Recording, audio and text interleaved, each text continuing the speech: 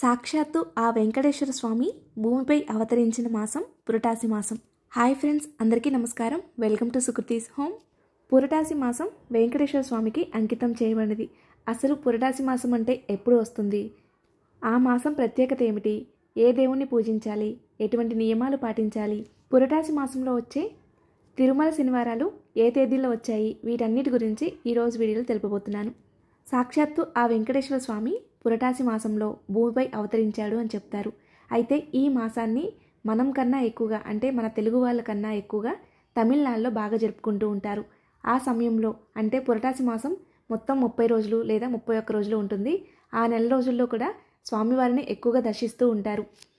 మనకి ఎలాగైతే శ్రావణ మాసం అంటే లక్ష్మీదేవికి అంకితం చేయబడిందో, ఇలా పురటాసి మాసం కూడా వెంకటేశ్వర స్వామికి అంకితం చేయబడింది. మనం కొన్ని మాసాల్లో కొన్ని దేవులను ప్రత్యేకంగా కొలుస్తూ ఉంటాము. అలా శ్రావణ మాసంలో ప్రత్యేకంగా లక్ష్మీదేవిని కొలుస్తూ ఉంటాము. అదేవిధంగా పురటాసి మాసంలో వెంకటేశ్వర స్వామిని ప్రత్యేకంగా కొలుస్తాము.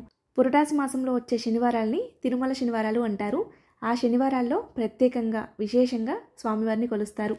అయితే ఈ 2024 సంవత్సరంలో పురటాసి మాసం సెప్టెంబర్ 17వ తేదీ నుండి అక్టోబర్ 17వ తేదీ వరకు మొత్తం 31 రోజులు ఉంటుంది. మనకి ప్రతిసారి కూడా పురటాసి మాసంలోనే నవరాత్రులు కూడా మొదలవుతాయి. ఈసారి మొత్తం 4 శనివారాలు వచ్చాయి. పురటాసి మాసంలో శనివారం తేదీలు సెప్టెంబర్ 21, అలాగే సెప్టెంబర్ 28, అక్టోబర్ 5 మరియు అక్టోబర్ 12వ తేదీ, ఈ 4 వారాలు కూడా పురటాసి శనివారాలు. ఎంతోమంది నిష్ఠతో ఆ పురటాసి మాసం మొత్తం కూడా నాన్ వెజ్ మానేస్తూ ఉంటారు.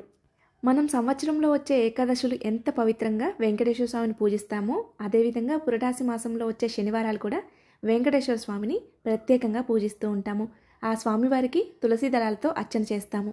అలాగే పురటాసి మాసంలో బేసి శనివారాలకి, అంటే మొదటి శనివారము, 3వ శనివారంకి, అలాగే 5 శనివారాలు వస్తే 5వ శనివారం, అలా బేసి శనివారాలకి ఎంతో విశేషమైన ఫలితం లభిస్తుంది అంటారు. బేసి శనివారాల్లో అయినా సరే ప్రత్యేకంగా పూజించడానికి ప్రయత్నించాలి. అలాగే 7 శనివారాల వ్రతం చేసుకోవాలి అనుకునే వాళ్ళకు కూడా పురటాసి మాసం ఎంతో పవిత్రమైనది. చక్కగా 7 శనివారాల వ్రతం ప్రారంభించుకోవచ్చు. మీరు ఒకవేళ పురటాసి మాసంలో ప్రత్యేకంగా వెంకటేశ్వర స్వామికి ఏమీ చేయలేము, ఇంట్లో వీలు పడదు అనుకునే వాళ్ళు చక్కగా నిత్య పూజ చేసుకుని ఆ రోజు విష్ణు సహస్రనామాలు, గోవిందనామాలు చదువుకొని చక్కగా దేవాలయంకి వెళ్ళి దర్శనం చేసుకుని రండి. ఆ స్వామివారి యొక్క అనుగ్రహం తప్పకుండా కలుగుతుంది. ఆ స్వామివారిని ప్రసన్నం చేసుకోవడానికి పురటాసి మాసం ఎంతో విశేషమైనదిగా చెప్తారు. అందుకే ప్రతి ఒక్కరూ కూడా పురటాసి మాసంలో ఆ స్వామివారిని పూజించి స్వామివారి అనుగ్రహం పొందండి. తెలుసుకున్నారు కదండి, ఈ 2024 సంవత్సరంలో పురటాసి మాసం ఎప్పుడు వచ్చింది, తిరుమల శనివారాలు ఎప్పుడు వచ్చాయి అనేది. పురటాసి మాసంలో స్వామివారిని ఎలా పూజించాలి అనేది నెక్స్ట్ వీడియోలో షేర్ చేస్తాను.